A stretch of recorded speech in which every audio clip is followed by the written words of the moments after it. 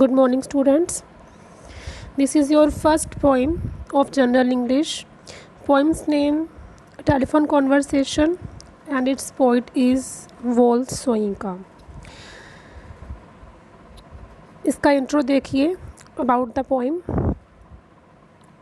This poem is about an African man who wishes to rent an apartment and so has phoned the landlady to inquire. First of all, let me tell you that ये poem जो है ये American society में जो भेदभाव होता है whites and blacks के साथ, ओनली ब्लैक्स के साथ वाइट्स भेदभाव करते हैं. ये पोइम उस भेदभाव पर बेस्ड है. इस पोइम में ये बताया गया है कि कैसे जो अमेरिकन वाइट्स हैं वो अपने आप को अमेरिकन ब्लैक्स से बहुत ही सुपीरियर, श्रेष्ठ और अच्छा समझते हैं, और वो नीग्रोज़ को चाहे वो कितने भी इंटेलिजेंट क्यों ना हो अपने से वो इंफीरियर यानी कि अपने से कम ही समझते हैं. तो अमेरिकन ब्लैक्स कह लो, चाहे अमेरिकन अफ्रीकन कह लो, या नीग्रोज़ कह लो, या अफ्रीकन मैन कह लो, एक ही बात है, means American blacks. This poem is about an African man who wishes to rent an apartment and so has phoned the landlady to inquire. ये पोइम एक अफ्रीकन मैन के बारे में है. अफ्रीकन मैन मीन्स वही नीग्रोज़, ब्लैक्स, जिसको एक apartment, meaning of apartment accommodation, या कोई घर या पोर्शन रेंट पे चाहिए. And so has phoned the landlady to enquire, और इसलिए वो उस अपार्टमेंट की जो लैंड लेडी है, मीनिंग ऑफ लैंड लेडी मकान मालकिन, इसका जेंडर क्या होगा, लैंड लॉर्ड यानी कि मकान मालिक. तो वो पूरी पूरी इंक्वायरी करने के लिए वो अफ्रीकन मैन उस अपार्टमेंट की जो लैंड लेडी है उसको कॉल करता है. मीन्स ये पूरी पोइम उस टेलीफोन कन्वर्सेशन पर ही बेस्ड है जो उस अफ्रीकन मैन और उस वाइट लेडी के बीच में होती है. दैट्स वाई इस पोइम का नाम है telephone conversation. Once the landlady has answered the man once the landlady has answered, the man decides that he must confess as if he has committed a crime about his nationality. तो जब वो landlady उसको उसके सभी questions के answers दे चुकी होती है, मीन्स जो उसने इंक्वायरी करनी होती है, पूछताछ करनी होती है. जब भी हम कोई घर, कोई जगह किराए पर देखते हैं तो हम पहले पूरी इन्वेस्टिगेशन करते हैं ना, कि घर कहाँ पे है, जगह कहाँ पे है, रेंट क्या होगा. थोड़ी बहुत बारगेनिंग करते हैं रेंट को कम करवाने के लिए.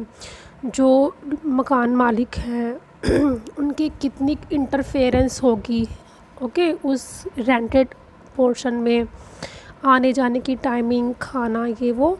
तो 100 बातें होती हैं पूछने वाली.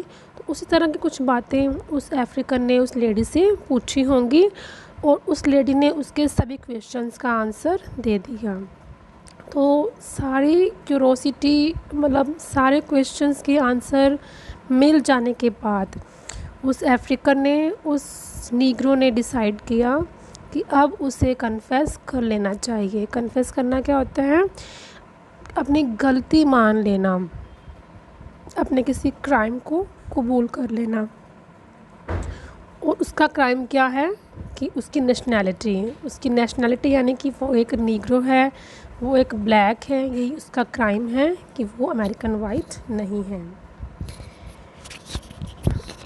तो it is because the man is well aware of the wide spread prejudice against the people of African descent. वो कन्फेस क्यों करने जा रहा है, क्योंकि उसको पूरी नॉलेज है, उसको पूरी जानकारी है कि कितना भेदभाव, कितनी बुरी फीलिंग्स हैं अमेरिकन सोसाइटी के अंदर अमेरिकन ब्लैक्स को लेकर, मीन्स जो अमेरिकन वाइट्स हैं वो कैसे अपने आप को अमेरिकन ब्लैक्स से, नीग्रोज से सुपीरियर समझते हैं। He feels he must get the fact out of the way. उसको ये रियलाइज़ होता है कि उसे सारे फैक्ट्स, सारी बातें क्लियर कर लेनी चाहिए ताकि बाद में कोई इशू ना हो। बिकॉज़ वो जो लेडी थी, लैंड लेडी, वो वाइट थी, अमेरिकन वाइट थी वो। He says I am African, तो इसलिए वो उस लेडी को बोलता है, कन्फेस करता है कि मैम आई एम अफ्रीकन। और hearing this the lady at first goes silent and then asks how dark. जैसे ही वो ये स्टेटमेंट देता है, ये सेंटेंस बोलता है कि आई एम अफ्रीकन, तो कुछ सेकंड्स के लिए जो लेडी है वो पहले तो बिल्कुल चुप, बिल्कुल साइलेंट हो जाती है। फिर वो उससे पूछती है, क्वेश्चन करती है कुछ देर बाद। क्या करती है? हाउ डार्क, कि तुम कितने काले हो। The man is shocked at the ladies cold and humiliating reaction. वो आदमी एकदम शॉक्ड रह गया, एकदम शॉक हो गया ये उस लेडी का रिएक्शन देखकर कि कितना ठंडा सा रिस्पॉन्स दिया है, कितना इंसल्टिंग वे में मुझसे पूछ रही है कि मैं कितना काला हूँ। Then stung by her racial bias the man starts describing his colour in all detail. फिर रेशियल बायस, रेशियल बना है रेस से, रेस क्या होता है? जाति। रेशियल मीन्स जाति से रिलेटेड।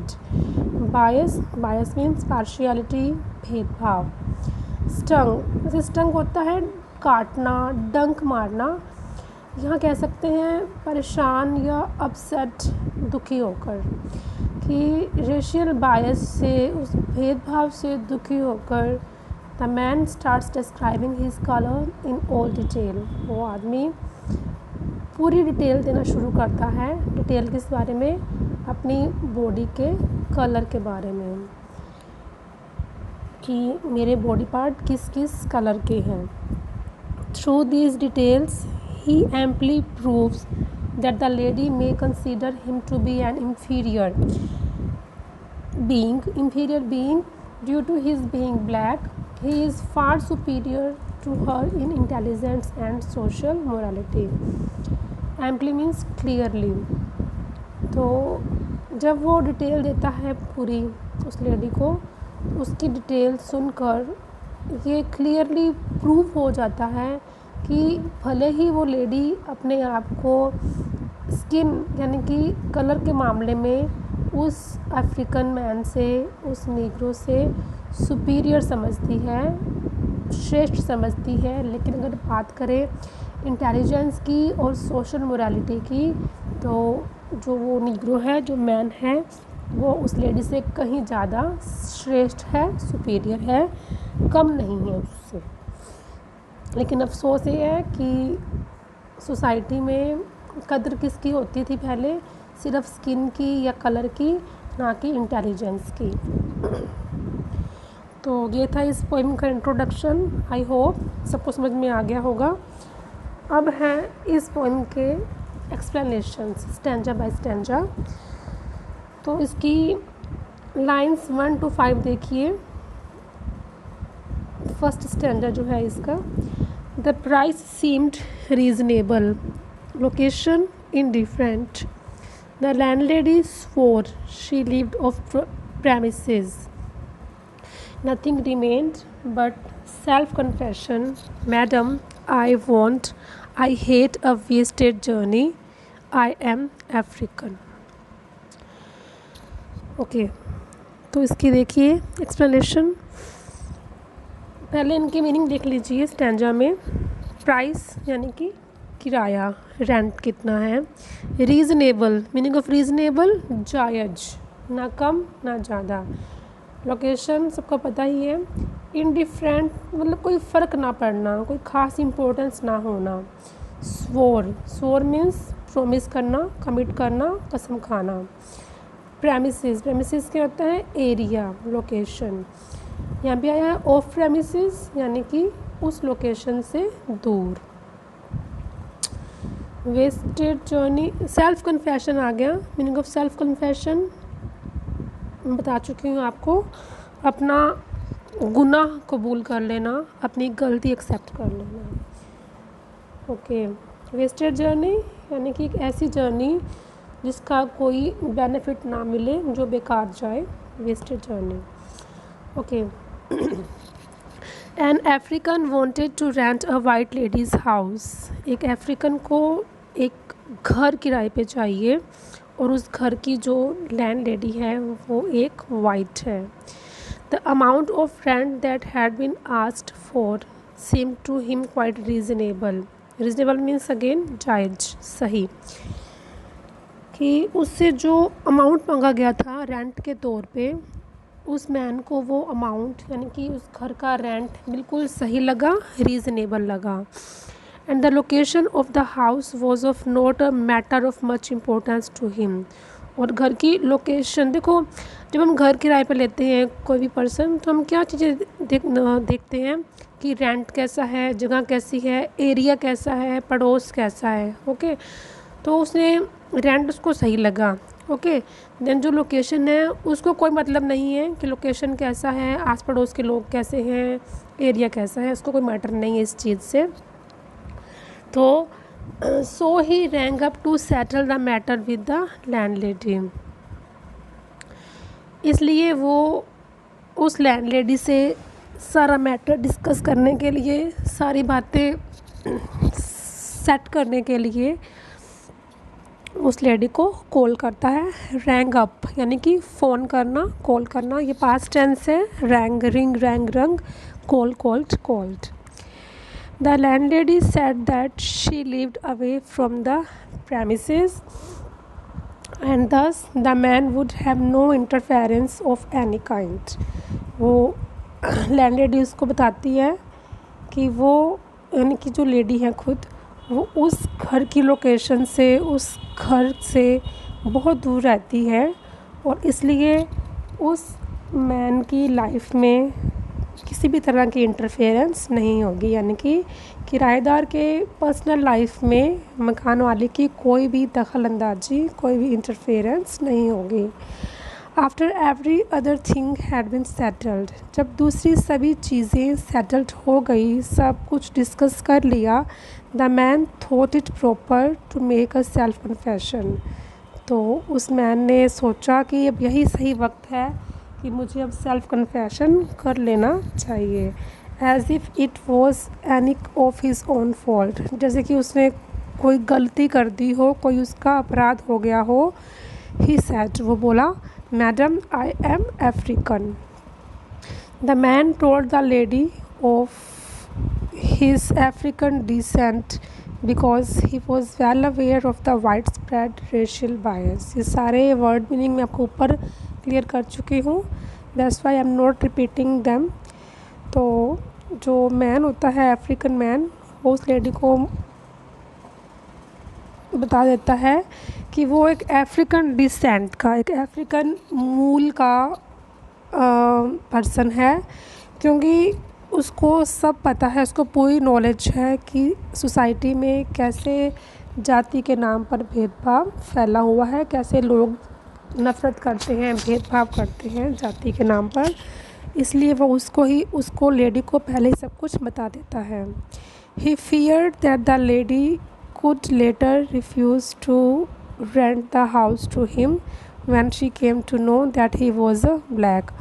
उसको इस बात का डर था कि कहीं ऐसा ना हो कि जब वो लेडी उसको घर रेंट पर दे दे और उसको फिर पता चले कि उसका किराएदार एक ब्लैक है, तो वो उसे कहीं घर से बाहर ना निकाल दे।